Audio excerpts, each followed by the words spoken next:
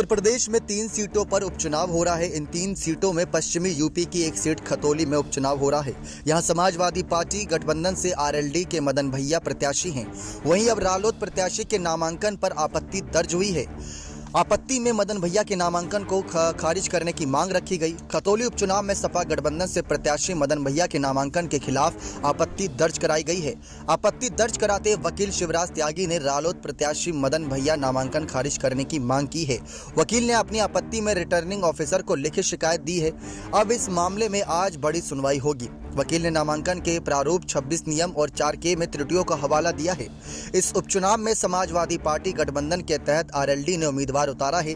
इस सीट पर आरएलडी के मदन भैया ने नामांकन भी कर दिया है। अब इस पर आपत्ति के बाद अगर रिटर्निंग ऑफिसर इसको जायज मानते हैं तो मदन भैया का नामांकन खारिज हो सकता है। वहीं सीट पर बीजेपी से विक्रम सिंह सैनी की पत्नी राजकुमार सैनी ने नामांकन किया है। ये सीट विक्रम सिंह सैनी की सदस्यता जाने के बाद खाली हुई है।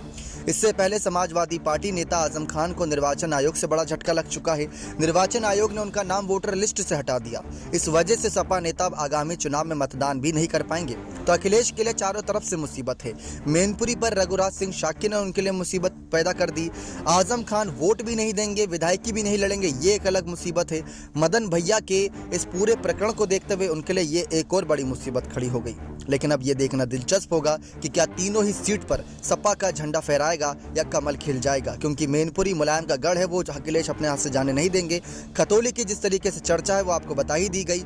रामपुर की जो चर्चा है बाजारों में, उसको लेकर चर्चाएं हैं कि यहाँ पर कुछ भी हो सकता है। लेकिन आपको क्या लगता है, क्या सचमुच सपा गठबंधन से आरएलडी प्रत्याशी का नामांकन को लेकर जिस तरीके से वकील ने आपत्ति दर्ज कराई, इससे क्या बड़ा झटका अखिलेश को लगा है या नहीं? क्योंकि देखा जाए तो मैनपुरी के साथ साथ रामपुर और खतौली तीनों ही सीटों पर अगर अखिलेश जीत जाते हैं तो ये सपा पार्टी की बहुत बड़ी वापसी होगी मुलायम के जाने के बाद, और पिता मुलायम को अखिलेश के नाम की बड़ी श्रद्धांजलि होगी।